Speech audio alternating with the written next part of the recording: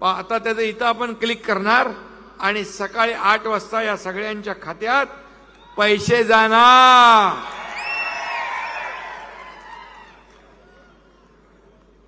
लाडक्या बहिणी इकडे आल्यात, कोणाच्या खात्यात पैसे आले त्यांनी हात वर करा। सगळ्यांच्या पैसे आलेत, कुणाचे राहिले असतील त्या बहिणी पण वंचित राहणार नाहीत। हा शब्द तुमच्या भावाचा आहे। कसं आहे काय एवढ्या योजना होतात कशा? बरं शेतकऱ्याचं 7.5 HP पॉवरचं वीज बिल माफ करून टाकलं आपण। शेतकरी आपला आहे। 6,000 रुपये प्रधानमंत्री देत होते, 6,000 आपण देतोय। 12,000 रुपये वर्षाला त्याच्या खात्यात जमा होतात। 1 रुपयात पीक विमा देण्यावर हे देशातलं पहिलं सरकार आहे आपलं। 1 रुपयात पीक विमा देणार।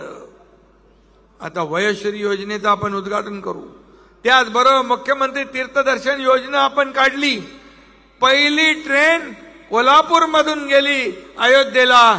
आता प्रकाशनी मला सांगितलंय की आणखी आमचे जे वयस्कर लोक आहेत त्यांना तीर्थदर्शन करायचं आहे, त्यांनाही ती सवलत मिळेल। म्हणजे लोकांना वाटतंय, विरोधकांना वाटतंय की फक्त योजना घोषणा करतायत, पण घोषणेची अंमलबजावणी होताना त्यांच्या पायाखालची वाळू सरकते, घाबरतायत। आणि म्हणून मुख्यमंत्री माझी लाडकी बहीण योजना आम्ही सुरू केल्यानंतर अनेक लोकांच्या पोटात कावकाव सुरू झालं, पोट दुखू लागलं, मळमळ झाली, उलट्या सुरू झाल्या। अरे बाबा मग बोलू लागले ही योजना खोटी आहे, ही योजना फसवी आहे, ही फक्त निवडणुकीपुरती घोषणा आहे। पण जेव्हा खात्यात पैसे येऊ लागले तसं म्हणू लागले माझ्या बहिणींना लवकर लवकर काढा, लवकर लवकर काढा, नाही तर लाडक्या बहिणींची योजना 1,500ची आम्ही 2,100 रुपये करण्याचा निर्णय घेतला। 2,100 रुपये। आणि लाडक्या बहिणींना सुरक्षा देण्यासाठी महिला पोलीस दलामध्ये 25,000 महिला भरती करण्याचा निर्णय आम्ही घेतला। महिलांना सुरक्षा देण्यासाठी लाडकी बहीण सुरक्षित बहीण। तपासल्या, म्हणाले बॅगा काय तपासा तपासा तपासा। अरे आमच्या पण लोकसभेला तपासल्या, आम्ही कधी नाही म्हणालो नाही। तुमचं बॅग तपासल्यावर कुठला आहेस उघडा, तुला नंतर उघडतो, काय तुझं बघतो, अपॉइंटमेंट लेटर काय काय खिशात घेऊन फिरतात अपॉइंटमेंट। अरे मुख्यमंत्री राहिलेला माणूस काय बोलतोय हे तर विचार केला पाहिजे। आणि आम्हाला माहित आहे बॅगांमध्ये काही नसणारच, कारण त्यांना बॅगा पुरत नाही, त्यांना खोके पुरत नाही, त्यांना कंटेनर लागतो, कंटेनर।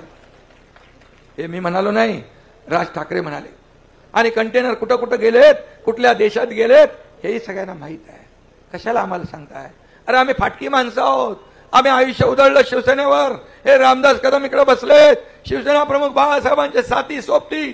शिवसेना वाढली मोठी झाली या नेत्यांमुळे झाली, या कार्यकर्त्यांमुळे झाली। तुम्ही तर आलात आयत्या बिळावर नागोबा बसलात, पण तेही तुम्ही नीट चालवू शकला नाही। बाळासाहेबांचे विचार मोडून तोडून टाकले तुम्ही, बाळासाहेबांच्या विचाराला मोठ माती दिली। आणि या एकनाथ शिंदेने धाडस केलं, 50 आमदार घेऊन सरकार सोडून दिलं, सत्ता सोडून दिली, सत्तेच्या विरुद्ध आम्ही गेलो। आणि मी तेव्हा योगेश अरे हे सरकार देणार आहे, घेणार नाही, ही देना बँक आहे, लेना बँक नाही। आणि म्हणून मी आपल्याला सांगतो आम्ही 5 हप्ते आपल्या खात्यात भरले।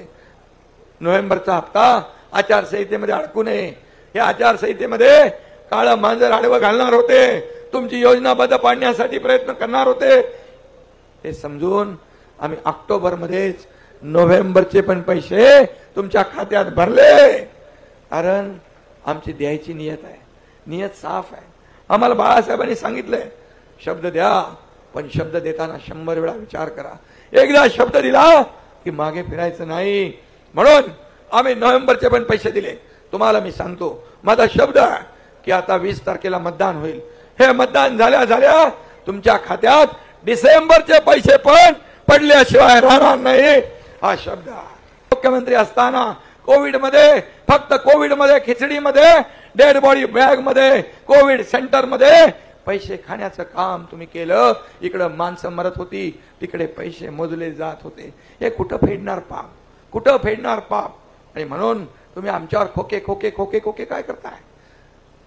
अरे तुम्हाला खोके नाही, आता बॅगा तुम्हाला माहित आहे, जेव्हा बदलापूरचा कांड झाला त्यावेळेस हेच लोक ऊर बडवत होते, रेल्वे बंद केली, बंद 8-10 तास रेल्वे रोखून धरली, म्हणाले आरोपीला आणा, आरोपीला आणा, फाशी द्यायची आहे, फाशी द्यायची आहे. पकडल्यानंतर आरोपीला पोलीस घेऊन चालले. तो आरोपी म्हणजे हैवान, माणूस नाही, माणुसकीला कलंक लावणार हैवान. त्याच्या बायकोने येऊन स्टेटमेंट दिलं, हा माणूस नाही हैवान आहे, नराधम आहे. आणि त्यांनी पोलिसाची बंदूक काढून गोळी मारली. गोळी मारल्यावर आपल्या पोलिसांनी गोळीबार केला, त्या नराधमाचा त्याच्यामध्ये मृत्यू झाला. आणि त्याच्या बाजूने टाऊ फोडायला लागले, म्हणाले हे काय, हे काय. मग त्याला सोडून दिला असता तर म्हणाले असते पोलिसांनी काय बंदुका शोभेसाठी ठेवल्या, इकडून पण बोला तिकडून पण बोला. पण जागेवर निर्णय घेतला तो बरोबर घेतला ना, बदलापूरचा निर्णय बरोबर आहे. अरे तुम्ही आमच्या लेकी बाळीवर अत्याचार कराल आणि पोलिसांवर गोळीबार कराल, पोलीस काय बघ्याची भूमिका घेतील, जशास तसं उत्तर त्या ठिकाणी मिळेल.